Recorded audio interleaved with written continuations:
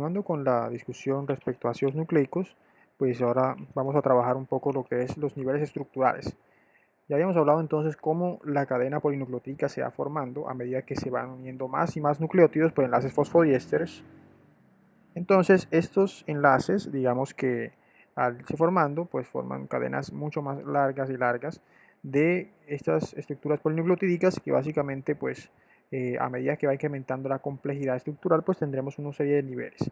El nivel primario, bueno, muy parecido a algo similar o analógico con las proteínas, tiene que ver básicamente pues con la simple secuencia polinucleotídica formada, la unión de varios nucleótidos mediante las fosfodiésteres, dando lugar a un polímero enteramente lineal. Eso se conoce como nivel estructural primario de ácidos nucleicos.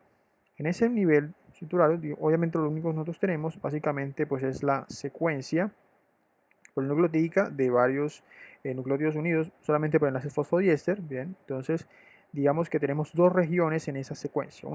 Digamos, una región constante, polar, debido a los grupos fosfato que tienen pues una gran carga negativa por los átomos de oxígeno que tienen pares de electrones libres y eso le confiere una alta tasa de carácter negativo a esta parte del esqueleto, llamado esqueleto de azúcar pentosa. Y digamos que ese esqueleto, que también es un esqueleto covalente, digamos que tiene una gran carga negativa polar que ofrece. ¿Sí? Ahora, hay una segunda parte que es la parte de bases o la región de bases donde existe una mayor, digamos, un mayor carácter apolar, ¿cierto? Porque muchas bases nitrogenadas pues son grupos, digamos, de varios, por así decirlo, anillos aromáticos que son bastante apolares y digamos es una región de características variables porque muchas bases nitrogenadas pues tienen estructuras diferentes variables. Algo que cabe resaltar es que siempre existe o cada estructura primaria comienza con un extremo 5' y por convenio la elongación comienza a aumentar hacia el extremo 3'. Entonces siempre el extremo de elongación es 5' inicial, 3' siguiente. Este recuadro que muestra acá muestra, digamos, las representaciones esquemáticas de las cadenas polinucleotídicas o las estructuras primarias. Obsérvense que comienzan siempre con el 5' y siguen con el 3' y demás. Las P son grupos fosfato y muestra pues la letra mayúscula A, G, U, C, para este caso este tetranucleótido, pues son las bases nitrogenadas. La adenina, guanina, uracilo, citosina. Entonces estas uniones, pues digámoslo así, pues son completamente iguales del 5' a 3' el esqueleto de azúcar y de fosfato, mientras que las bases nitrogenadas pues son las variables. Esta representación que está acá, la representación número 3, es digamos la más esquemática de todas. Ven que se ha obviado ya pues los grupos fosfato orgánicos y simplemente se muestran líneas para denominar el esqueleto covalente polar de azúcar y fosfato y las bases nitrogenadas variables. Otra representación abreviada muestra solamente una pequeña P para designar al fosfato del enlace fosfodiéster, la letra mayúscula A para denominar a la base nitrogenada de ese nucleócido o ese nucleótido que está unido a cada adenina, guanina, uracilo, citosina. Otra denominación condensa las P's en una sola para denominar que comienza por un esqueleto fosfato de 5' y luego sigue a G, U, C. Y la última representación, que es la más utilizada en secuenciamiento, que es, digamos, la rama de la molecular que estudia las secuencias de ADN para mirar genes, locus, etc., muestra básicamente las letras mayúsculas que muestran la secuencia, en este caso, de nucleótidos, de ribonucleótidos que está formado esta cadena polinucleotídica. Nótese que la cadena es básicamente una cadena eh, de digamos, una cadena polinucleotídica de ARN, ¿cierto? Bueno, entonces tenemos que podemos encontrar, por ejemplo, digamos, cadenas polinucleotídicas de RNA o de DNA dependiendo del nucleótido y dependiendo específicamente, obviamente, del azúcar ribosa. Vean que en este caso el carbono 2 aquí es un OH y aquí el carbono 2 tiene dos hidrógenos, entonces aquí hablamos de una cadena polinucleotídica para RNA y aquí hablamos de una cadena polinucleotídica para el caso del DNA. ¿Bien? Y vean también la diferencia en bases nitrogenadas, que tenemos una U para designar pues al uracilo en el RNA y aquí tenemos a la T para designar timina en el caso del ADN. El nivel secundario de niveles estructurales tiene que ver básicamente con la asociación de dos cadenas polinucleotídicas entre sí a través de sus bases nitrogenadas por un enlace no covalente que es el puente de hidrógeno. Esto se llama estructura secundaria Para el caso del ADN es cadenas polinucleotídicas en dos sentidos diferentes. Sin embargo, recuerden que también, vamos a ver ahora más adelante, el ARN también tiene una estructura muy similar de complementariedad de bases y también pues forma estructuras pues mayores, pues superiores. Eso vamos a ver ahorita más adelante. Sin embargo, pues para efectos prácticos vamos a ver que la estructura secundaria tiene que ver principalmente con la complementariedad de bases y se da principalmente en el ADN con dos cadenas digamos, polinucleotídicas en dos sentidos diferentes. Un sentido va en el sentido 5'3' y el otro por convención va en el sentido contrario 5'3' hacia adelante. Digamos, esa dirección ofrece el máximo de complementariedad de bases. Ahora, el enlace no covalente que más se produce entre las bases nitrogenadas es el puente de hidrógeno.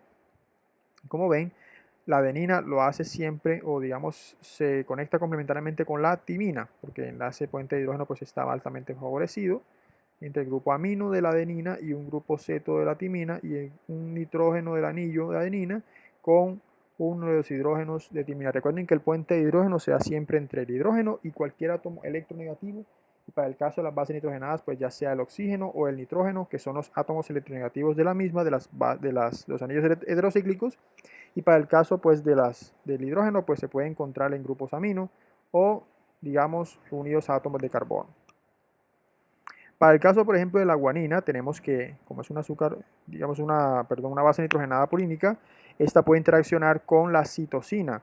En este caso, la citosina, obsérvense que los puentes de hidrógeno son muchísimamente más altos, más producidos, y vean pues que se produce aquí en este caso entre el oxígeno del grupo ceto de la guanina, el hidrógeno del grupo amino de la citosina, un átomo de hidrógeno se encuentra acá interaccionando con el otro anillo de citosina, el átomo de nitrógeno particularmente hablando, y en este caso tenemos el grupo amino y su hidrógeno particular con el otro grupo ceto de la citosina. Bien, eso es básicamente para que vean el fenómeno de complementariedad de bases. Aquí vemos otro esquema que muestra principalmente cómo la complementariedad es favorecida por las dos secuencias alternadas en dos secuencias de elongamiento diferentes de las dos cadenas polinucleotídicas. Uno va en un sentido 5'3' de convenio y el otro lo hace en el sentido contrario. Esa unión favorece la complementariedad de bases. Ahora, cuando se estaba estudiando el ADN se tenía el problema principal de cuál era la estructura que asumía esa doble hélice, ¿cierto? Ese modelo de doble hélice pues correspondió a un premio Nobel conjunto de los señores Francis Crick, James Watson y Maurice Wilkins en el año 1962. Sin embargo, unos años antes, los experimentos de difracción de rayos X de la doctora Rosalind Franklin pues permitieron a estos tres científicos anteriores pues dilucidar la estructura doble hélice. Sin embargo, el premio Nobel póstumo se lo gana Rosalind Franklin y digamos comparte con los tres científicos anteriores, digamos por el hecho de que digamos al principio ya no fue, Rosalind Franklin no fue por así decirlo premiada por su esfuerzo, porque ella fue la que digamos aisló los cristales y llevó al esquema de difracción de rayos X. Eso es un trabajo enorme de años, específicamente de aislamiento, trabajo de laboratorio. Y obviamente pues, para obtener una imagen de rayos X se requiere un cristal puro de una sustancia. Entonces es un trabajo bastante dispendioso, cosa que hizo la doctora Rosalind Franklin. Y cuenta pues la leyenda, es una historia bastante peculiar, que en esa conferencia pues la doctora Rosalind Franklin dijo: voy a entregar mis resultados en un año. A partir de haber entregado pues esta imagen de rayos X, comenzaré a dilucidar la estructura doble hélice para un año. Les pido paciencia al mundo científico y resulta y acontece que en esa conferencia estaba el señor Francis Crick y pues él observa los esquemas y él roba, por así decirlo, no en el mal sentido, sino que se lleva la imagen hacia su laboratorio y digamos de una manera no explícita, no le pide pues por así decirlo la publicación original a Rosalind Franklin y comienza a dilucidar la estructura de doble hélice.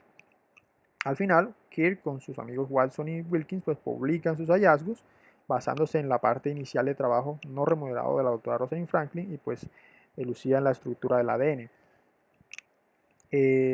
Muchos años después, muchas batallas legales después y por la intervención de muchos colegas científicos, se determina que años anteriores Rosalind Franklin había determinado el experimento que permitió la elucidación inicial de la estructura.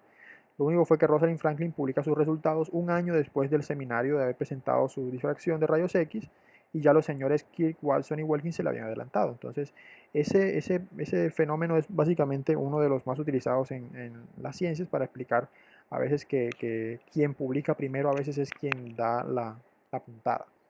Entonces, muchos colegas científicos atribuyeron entonces correspondientemente al comité del Nobel, le dieron pues el crédito a Franklin, perdón, a la doctora Rosalind Franklin, que digamos es una de las mayores exponentes femeninas de, la, de la ciencia, y pues con ese modelo al final se le otorga a estos 4 científicos el hallazgo de la doble hélice, como tal, que es lo correctamente adecuado.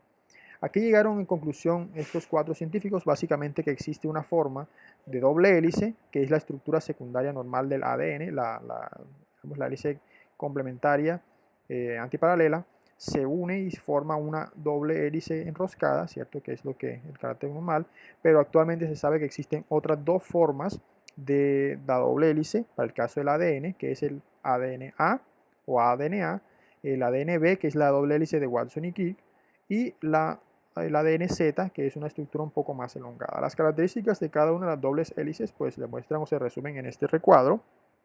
Obsérvense que existen las 3 formas, cada una tiene unas características específicas. Por ejemplo, la forma A o ADN-A se conoce como forma deshidratada. La hélice es enteramente dextrógira, es decir, gira hacia la derecha. Es una forma más ancha y corta del ADN y tiene un diámetro de hélice mucho, pero mucho, digamos, más ancho, porque es mucho más ancho, por así decirlo, ¿listo? Tiene también digamos, un surco más estrecho, profundo, y su enlace en el glicosídico para todos los nucleótidos es un enlace anti. Ahora, el enlace glicosídico puede aparecer en 2 conformaciones. Una conformación anti, ¿cierto? Si la parte más voluminosa de la base nitrogenada queda alejada del azúcar, o la conformación sin, que aquí se muestra aquí también al lado en la forma Z, en la que el plano de la base nitrogenada está dirigido hacia el azúcar. De hecho, en las 2 conformaciones, la conformación anti es la más estable en comparación con la conformación sin. Por eso, digamos que la forma A deshidratada y la forma B de Watson y Crick tienen unas conformaciones de enlaces glicosídicos anti ambas. La forma B es la forma dextrógira, también derecha, pero intermedia en tamaño. Es digamos, un poco digamos, más larga que la forma A deshidratada.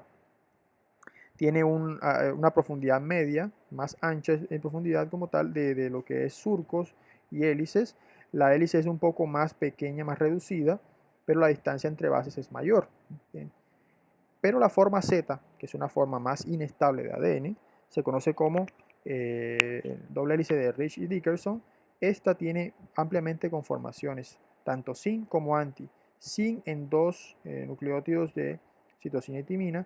Y otra particularidad que tiene es que, como son sin, la conformación es mucho más inestable. Por ende, la forma levógira es mucho más estrecha y larga, ¿cierto? Tiene un diámetro de hélice muchísimo más reducido porque es más achatada, pero digamos, una forma más profunda y estrecha y con una pequeña inclinación, pero la forma sin le confiere aún mucha más inestabilidad. Entonces, ambas, digamos, las 3 formas son las formas conocidas de lo que es la doble hélice. Y obsérvense las características específicamente que muestran las propiedades. Y ya para concluir, entonces, vamos a hablar entonces de las estructuras de orden superior, que son aquellas estructuras tridimensionales que surgen a partir de la unión de niveles primario y secundario de cadenas polinucleotídicas. Tal es el caso, por ejemplo, de la cromatina en el ADN y del ARN de transferencia. Eso lo vamos a ver en la próxima clase. Voy a mostrar única y exclusivamente la unión básicamente que se produce cuando el ADN se une a estas histonas, son digamos, proteínas que enrollan el ADN como tal y forman las llamadas hebras condensadas de cromatina, que es digamos, el componente principal de los cromosomas. Esta estructura se conoce como estructura de orden superior, porque es ya la unión de proteínas y de la fusión tanto de la secuencia polinucleotídica original como de la conformación por dobles hélices para el caso del ADN. Vamos a hablar entonces en la próxima clase de la estructura específica del ARN, que tienen unas particularidades a nivel estructural.